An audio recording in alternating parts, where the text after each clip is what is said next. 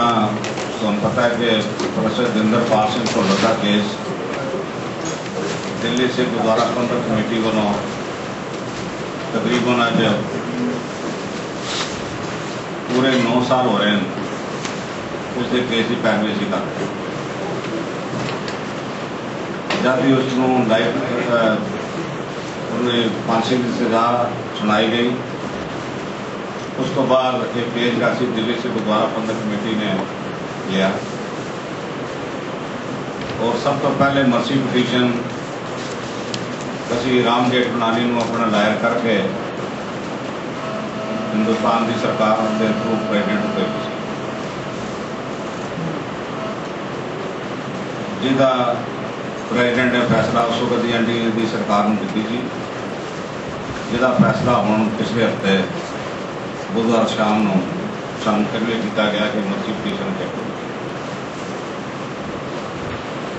साढ़े लिए बड़े अचंभे की गल सी। असी बिल्कुल एक्सपैक्ट नहीं कर रहे ये फैसले क्योंकि हिंदुस्तान की सरकार एक बड़े अच्छे वातावरण के दिल्ली से गुरुद्वारा प्रबंधक कमेटी वालों जी ब्लैक लिस्ट खत्म करने की मांग सी उसको बड़े सुहर तरीके उन्होंने खत्म किया। उस दिल्ली कमेटी को बंद किया गया भी ब्लैक लिस्ट 142 नाट रिलीज किए हैं। एक तो वो गल सी उस माहौल के प्रेजिडेंट को अपनी हाले एक्सैप्टेंस नहीं सी रिजेक्ट नहीं सी करनी। दूसरा यह सी कि 3 दिन पहला ही दिल्ली से गुरुद्वारा प्रबंधक कमेटी वालों सुप्रीम कोर्ट के एक रिट दायर की गई सी कि एक तो मेंटली इस वक्त तो ठीक नहीं सी। तकरीबन पिछले 4.5 महीने तो वो आगरा के अस्पताल लिबास जरा दिल्ली शादरा शादरे के एडमिट है और वो बाकी भी चीज़ा जी सन फिजिकली वो फिट नहीं सी। असी ये सारिया गलों का इतनी डिले जी और उन्होंने देखते आया साढ़े लायर जो सन KTS तुलसी उन्होंने रिट पिटीशन पाई सुप्रीम कोर्ट के जी एडमिट हो गए और वो एडमिट भी नहीं हुई। एक्सीक्यूशन के उत्ते सुप्रीम कोर्ट ने स्टे भी लाया और सरकार को 2 महीने का नोटिस दिता गया भाई आके जवाब दे। इन्ह हालात सानू बुधवार रात में जब पता लगा तो बड़ा अफसोस होया इस गल का। पर दिल्ली से गुरुद्वारा प्रबंधक कमेटी ने उस टाइम तो आने वाले समय के इसकी किस तरह रोकथाम करनी है उसके उपराले शुरू कर दिए। उसी रात को असी ये फैसला कर लिया कि संसार भर के जितने सिख संगठन है सिंह सभावां है गुरुद्वारे है संतां महापुरखों के डेरे है सारे के मैमोरेंडम लैके असी प्रेजिडेंट और प्राइम मिनिस्टर और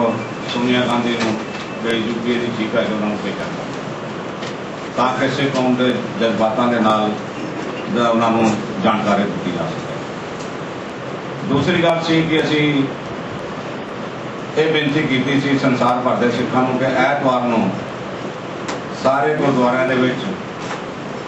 अरदास दिवस मनाया जाए गुरु की अरदास की जाए कि भुल्लर की फांसी की सजा को खत्म किया जाए और सिख कौम को पूरी सहूलत मिले। सानू बड़ी इस गल के उत्ते तसल्ली हुई कि संसार भर के सिखों के देशों जिथे जिथे गुरुद्वारे सन भावें अमेरिका भावें कैनेडा भावें यूरोप उत्थे बहुत बड़ी गिनती में साढ़े को खबर पहुंचियां कि हर गुरुद्वारे के अरदास साढ़े को भुल्लर की फांसी की सजा को उम्र कैद बदलने के लिए मैमोरेंडम जोड़े हैं वो भी आने क्योंकि खाली भाई पोस्ट या ईमेल नहीं आप हथी देन जो हैं कल तो ही साढ़े को मैमोरेंडम जोड़े पहुंचने शुरू असी सिर्फ कई असी बहस हुई कल जो श्री KK सूद सन BJP के बहुत बड़े लायर ਅਟਾਰਨੀ ਜਨਰਲ ਨੇ NDA ਦੀ ਸਰਕਾਰ ਦੇ ਵਿੱਚ ਉਹਨਾਂ ਦੇ ਵਿਊ ਤੋਂ ਹੀ ਪਤਾ ਚੱਲ ਰਿਹਾ ਸੀ ਕਿ NDA ਸਰਕਾਰ ਨੇ ਸ਼ਾਇਦ ਉਹਨਾਂ ਦੀ ਰਾਏ ਲਈ ਹੈ ਤੇ ਉਹਨਾਂ ਨੇ ਰਾਏ ਦਿੱਤੀ ਹੈ ਕਿ ਇਹਨਾਂ ਦੀ ਫਾਂਸੀ ਦੀ ਸਜ਼ਾ ਬਹਾਲ ਕੀਤੀ ਜਾਏ। ਇਹ ਕੱਲ੍ਹ ਜੋ TV ਦੇ ਉੱਤੇ ਟਾਈਮ ਨਾਓ ਤੇ ਬੋਲ ਰਹੇ ਸਨ, ਸਾਨੂੰ ਉਸ ਤੋਂ ਪਤਾ ਲੱਗ ਗਿਆ। ਇਵੇਂ ਮਨਜਿੰਦਰ ਸਿੰਘ ਬਿੱਟਾ ਦੇ ਵਿਊ ਦਿੱਤੇ ਗਏ। ਮੈਂ ਸਮਝਦਾ ਕਿ KPS ਗਿੱਲ ਸਾਹਿਬ ਦੇ ਵਿਊ ਦਿੱਤੇ ਗਏ, उसदे विच मैं भी शामिल सी। मैं गल ठीक नहीं समझी, पर मैं याद है कि 1.5 साल पहले जब असी गिल साहब को गए सां तो उन्होंने कहा सी मैं तुहाडे डेलीगेशन में खुद शामिल होवांगा, जिहड़ा प्राइम मिनिस्टर या होम मिनिस्टर नूं मिलेगा उहदे ब्लैक लिस्ट ही खत्म करने की गल और भुल्लर की फांसी की सजा नूं उम्र कैद बदलने की गल मैं आप रिकमेंड करदा, क्योंकि पंजाब टैररिज्म जिहड़ा खत्म हो चुका है। तीसरी गल मैं कहना चाहता वहाँ कि शायद हिंदुस्तान की जुडिशरी दे विच ये पहला वाकया है कि सजा वक्त भी स्प्लिट डिसीजन सी तिना जजां दा और सजा देण विच भी स्प्लिट डिसीजन सी। स्प्लिट डिसीजन दे विच कदी भी किसी नूं फांसी की सजा नहीं दी गई और पहली जुडिशरी के गल कि जिहदे स्प्लिट डिसीजन एक्सीक्यूशन वाली गल हुई है, जिहड़ी मैं समझदा वां कि हिंदुस्तान के इतिहास दे विच पहली बार है। दूसरी जिहड़े जिवें सूद साहब ते बाकी गल्लां कर रहे सन, मैं पुछना चाहता कि अफजल गुरू नूं तुसीं भुल्लर नाल बनांदे हो, इहदी तहकीकात ते कीती जावे। कोई भुल्लर दी फैमिली बैकग्राउंड की सी, भुल्लर का जिहड़ा अपना कैरियर सी थ्रू आउट वो फर्स्ट क्लास पास सी, थापर इंजीनियरिंग कॉलेज उसने इंजीनियरिंग की हुई सी और उसकी काबिलियत को देखते हुए diploma courses which Thapar engineering college वर्गे ने उन्होंने प्रोफैसर लाया, उन्होंने प्रोफैसर लाया गया और किन्ना कारणा करके अगर उसने कम किया सा नहीं पता किया कि नहीं किया,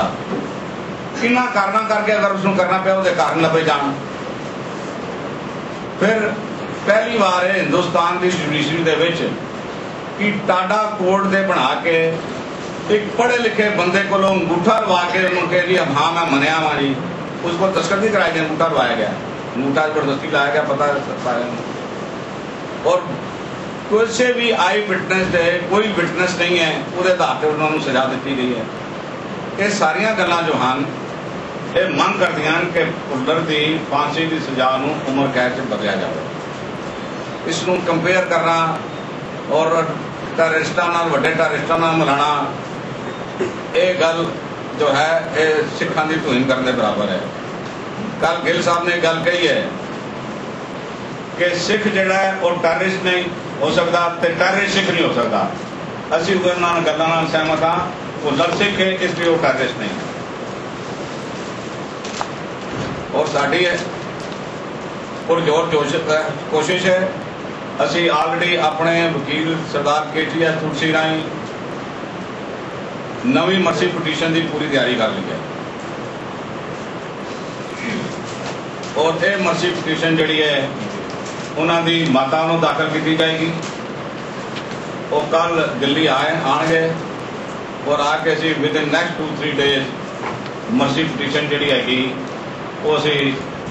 दोबारा जो है थ्रू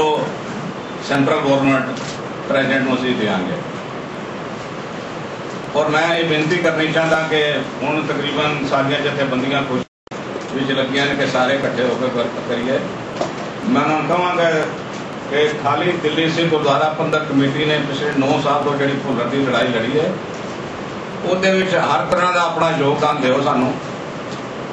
और कोई राय देनी है असी हर एक की राय लैण वास्ते तैयार हाँ, हर एक नूं पूरा सहयोग देने वास्ते तैयार हाँ, हर एक का पूरा सहयोग लैण वास्ते तैयार हाँ। साडा इस वक्त इको निशाना है कि भुल्लर की फांसी की सजा नूं उम्र कैद बदलना, इस तो अलावा साडा होर कोई निशाना नहीं है। और सानू आश है कि इहदे विच जिवें बाकी दे साडे मसले हल हो रहे हैं ये मसला भी असी हल करा के भुल्लर की फांसी की सजा नूं उम्र कैद बदल के सानू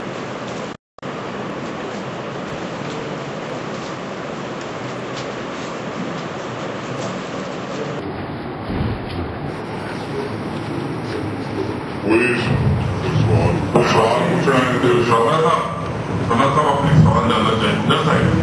جو ہے لڑک ہے وہ سکھ ایسے ڈیولش نہیں ہو سکتے، لیکن جو معاملہ ہے وہ بٹا جی کا ہے، تو بٹا جی کا سکھ نہیں ہے کیا؟ ایسا ہے جی کہ میں نہیں کوٹ کر رہا ہوں، جو شام کو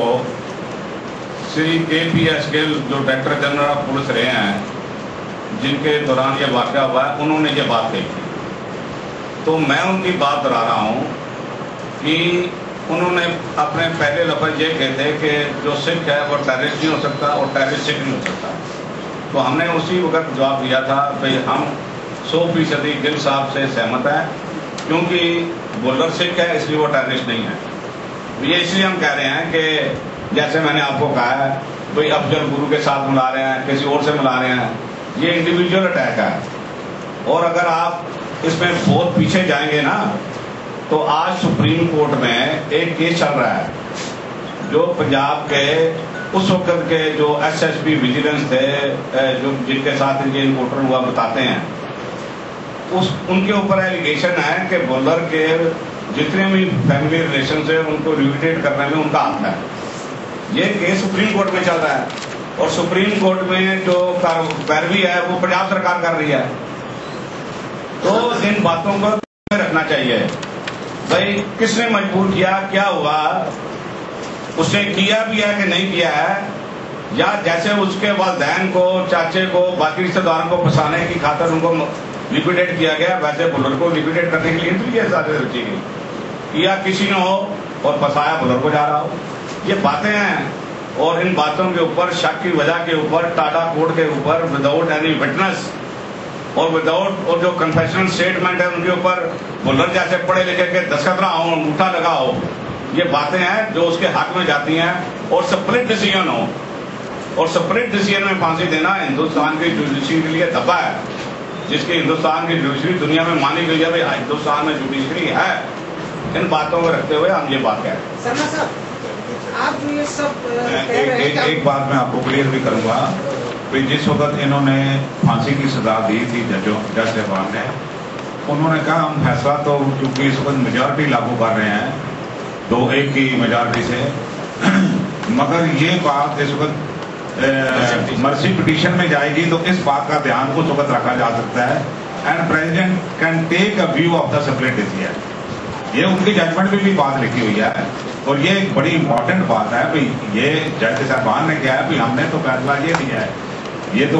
میجارٹی فیصلہ ہو گیا، مگر یہ سپلٹ ڈیسیژن میں ایک جج نے ان کو ایکوٹ کیا ہے، اس کا دھیان پریزیڈنٹ مرسی پٹیشن سیٹل کرنے وقت رکھ سکتا ہے۔ آپ کو کیا لگتا ہے کہ پریزیڈنٹ نے اس وقت یہ چیز اگنور کی ہوئی ہے؟ ہو سکتا ہے، کین بی پاسبل، کیونکہ نیچے سے فائل اس وقت کی سرکار نے بھی پروسیس نہیں کی ہوئی ہے۔ پروسیس تو یہ ہے نا، the recommendation of the home ministry, the president settle دا مرسی پٹیشن، یہ لا یہی ہے، لا یہی ہے، اور اس وقت ریکمنڈیشن آف دا کیبنٹ، اور اس وقت کیبنٹ نے اس کی مرسی پٹیشن کو سیٹل نہیں کیا ہوا، ایز اٹ از آگے بھیج دیا ہے۔ سیٹلمنٹ نہ ہونے کی وجہ سے یہ بات سامنے آئی ہے، پاسبلٹی تو ہے۔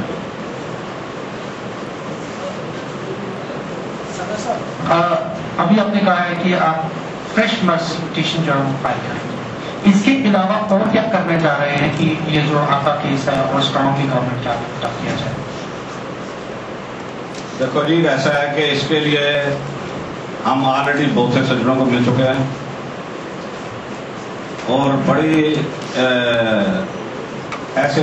وقت میں کسی کی بات کوٹ نہیں کرنا چاہتا ہوں، پر ان کے ملنے کے بعد ہمیں پوری امید ہے جن کو آپ ملے ہیں کہ یہ جو ہے اس میں ہمیں سفلتا ملے۔ سنا صاحب، NDA گورنمنٹ ایک سیکنڈ، جو آپ کی بات کا جواب ہے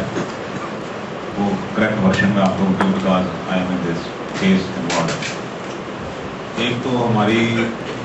تلسی صاحب نے سپریم کورٹ میں پٹیشن ڈالی ہوئی ہے ریگارڈنگ ان کی جو کنورشن ہے ڈیتھ پینلٹی کی،